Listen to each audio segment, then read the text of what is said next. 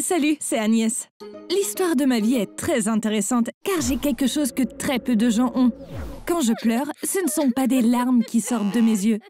Ça semble incroyable, mais quand je pleure, de petits diamants sortent de mes yeux. Ouais, j'ai bien dit diamants. C'est la deuxième partie de mon histoire. Je vais faire un bref résumé, mais si vous n'avez pas vu la première partie, vous pouvez cliquer sur ce lien pour la regarder. Quand j'étais petite, je pensais que tout le monde pleurait comme moi.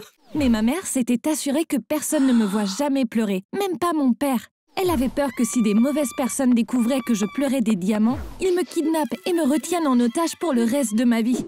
Elle avait raison de penser ainsi. Un jour, ma mère m'a fait promettre que je garderais ma particularité secrète jusqu'à ma mort. 4 ans plus tard, elle a eu un accident de voiture et est décédée. Mon père s'est remarié peu après. Ma belle-mère a une fille et je n'ai aimé aucune des deux dès que je les ai vus.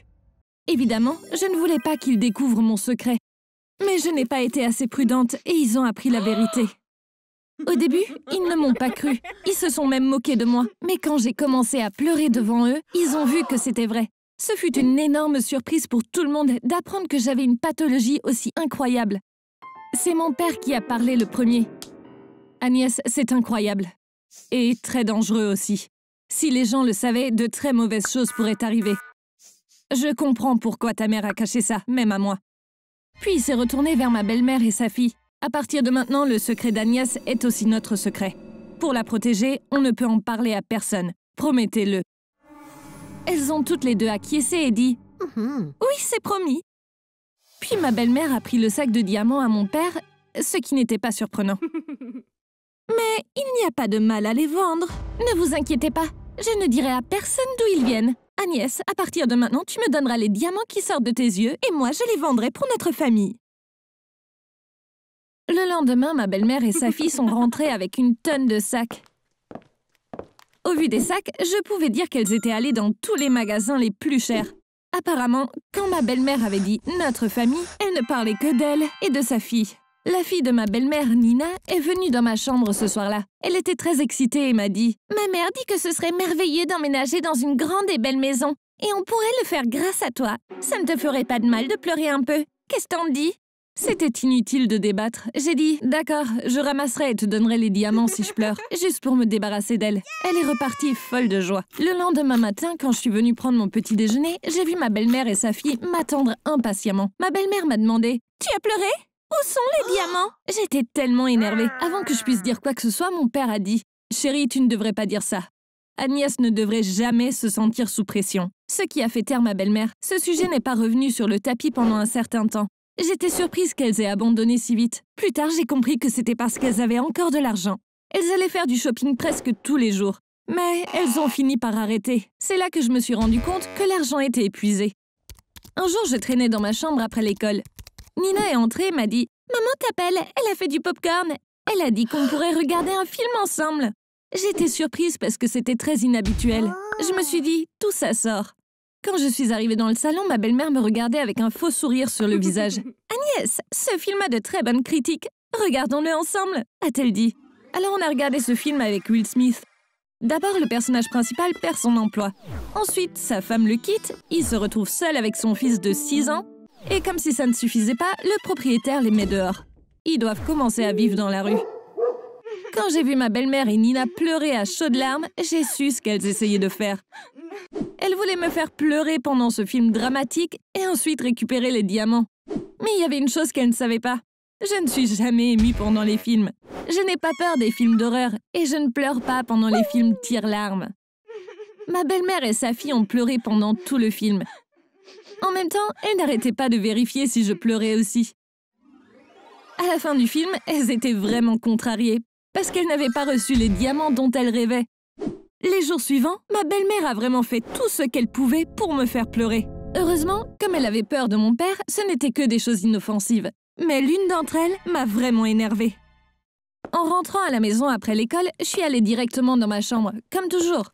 En entrant dans ma chambre, j'ai été tellement choquée par ce que j'ai vu. Les rideaux étaient fermés. Il y avait des bougies allumées tout autour.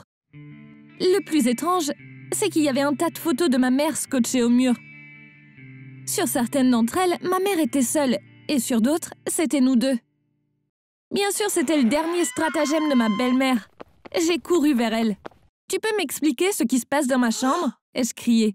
Elle a fait semblant d'être surprise en disant « J'ai appris que l'anniversaire de ta mère approche. Je voulais te faire une surprise. Tu n'as pas aimé ?» J'ai dit « Non, parce que je sais pourquoi tu l'as fait. Je ne vais pas pleurer juste parce que c'est ce que tu veux. » Après quoi, elle a fait tomber le masque. « Écoute Agnès, tu es la poule aux œufs d'or. C'est pour ça que je ne te ferai pas de mal. Mais si tu veux vivre dans cette maison, il faudra que tu fasses ta part. Sinon, je ne serai pas responsable de ce qui t'arrivera. » Elle me menaçait clairement.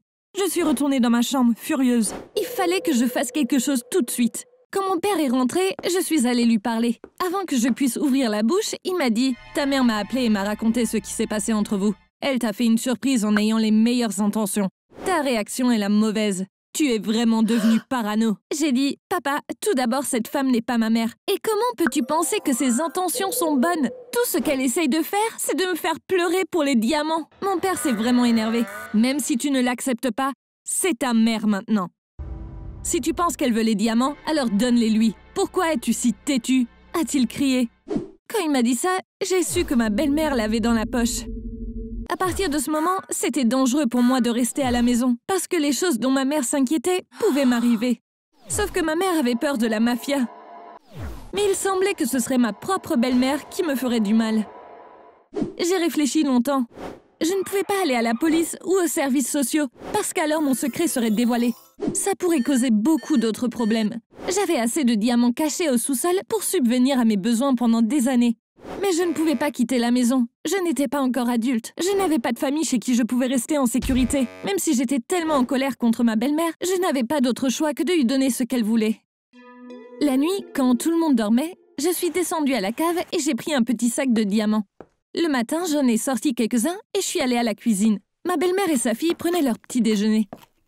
Je leur ai montré les diamants dans ma main. « Enfin !» a crié ma belle-mère. Elle a pris les diamants, mais elle n'était manifestement pas satisfaite, disant « Il n'y en a pas assez. On a besoin de beaucoup plus que ça. » Bien sûr, je n'allais pas lui donner ce qu'elle voulait. J'allais avoir 18 ans dans seulement 7 mois. Après ça, j'étais déterminée à prendre mes diamants et à quitter la maison. Jusqu'à ce que ce jour arrive, j'allais faire patienter ma belle-mère en lui donnant quelques diamants de temps en temps. Comme les diamants du sous-sol étaient mon avenir, je devais les cacher quelque part à l'extérieur de la maison, dans un endroit plus sûr. Devinez où je les ai cachés? Sur la tombe de ma mère. J'ai acheté une jolie jardinière. J'ai mis le sac avec les diamants au fond, je l'ai rempli de terre et j'ai ensuite planté les fleurs par-dessus. Je suis allée au cimetière et j'ai mis la jardinière devant la pierre tombale de ma mère. Je ne pouvais pas penser à un endroit plus sûr que ça. Qui volerait un pot de fleurs sur une tombe? J'étais tellement soulagée parce que les diamants étaient en sécurité avec ma mère. J'ai laissé un sac dans l'armoire au sous-sol. Je prenais quelques diamants plusieurs fois par mois et je les donnais à ma belle-mère. Même si elle en voulait plus, elle ne pouvait rien dire. Parce que grâce à moi, elle avait acheté une nouvelle voiture, elle ne portait que des vêtements de marque et elle a eu une tonne de bijoux. La veille de mon 18e anniversaire, ma belle-mère et sa fille sont venues dans ma chambre. J'étais sur le point de devenir enfin libre, mais bien sûr, elles ne le savaient pas. Ma belle-mère avait l'air agitée. « Agnès, pourquoi on n'emménage pas dans une meilleure maison? Pourquoi on n'a pas de domestique et de cuisinier ?» a-t-elle demandé. « Parce que tu n'as pas assez d'argent pour te le permettre. » lui ai-je répondu. Elle m'a pointé du doigt. « En fait, on a de l'argent. Tout ce que tu as à faire, c'est pleurer. Mais tu fais exprès de ne pas le faire. Tu nous donnes des miettes comme tu le ferais à un mendiant, a-t-elle dit. Tu veux que je pleure juste pour pouvoir te donner des diamants? Lui ai-je demandé et elle a dit. Oui, Agnès, je veux que tu pleures. Et si tu ne pleures pas toute seule, c'est moi qui vais te faire pleurer. J'ai fini d'attendre. Je te donne jusqu'à demain. Si tu ne coopères pas, tu vas avoir beaucoup d'ennuis. Et elle est partie. Nina était encore dans la pièce. Agnès, tu ferais mieux de prendre ma mère au sérieux. Elle est capable de choses que tu ne peux même pas imaginer, a-t-elle dit, avant de partir en claquant la porte. Je me suis dit, ma chère belle-mère m'a donné jusqu'à demain. Mais elle n'a aucune idée de ce qui va se passer demain. Et j'ai éclaté de rire. Jamais de ma vie, je n'ai dormi aussi paisiblement que cette nuit-là. Vous vous demandez ce qui s'est passé dans cette maison le lendemain, n'est-ce pas? Malheureusement, je ne le sais pas, parce que je suis pas restée pour le découvrir. Quand je me suis réveillée le matin, j'étais une adulte de 18 ans. Je pouvais faire ce que je voulais, et je l'ai fait. J'ai quitté la maison sans dire un mot à personne. En ce moment, je suis dans une petite ville à l'autre bout du pays. je n'utilise pas mon vrai nom. Personne dans cette ville ne sait qui je suis. Comme vous pouvez le deviner, je vis avec l'argent des diamants que j'ai cachés sur la tombe de ma mère. Je n'ai pas besoin de beaucoup d'argent de toute façon, mais quand j'en ai besoin, j'ai juste à pleurer un peu. Et j'ai trouvé un moyen très facile de le faire. Comme je n'avais jamais cuisiné avant, je n'avais jamais coupé d'oignons. Un jour, je préparais le dîner et j'ai haché des oignons pour la première fois. Soudain, des diamants ont commencé à sortir de mes yeux. J'ai réalisé que je pouvais pleurer très facilement grâce aux oignons. Je suis si heureuse que ma belle-mère n'y ait pas pensé. Merci d'avoir écouté mon histoire. Et n'oubliez pas d'aimer la vidéo si vous l'avez appréciée.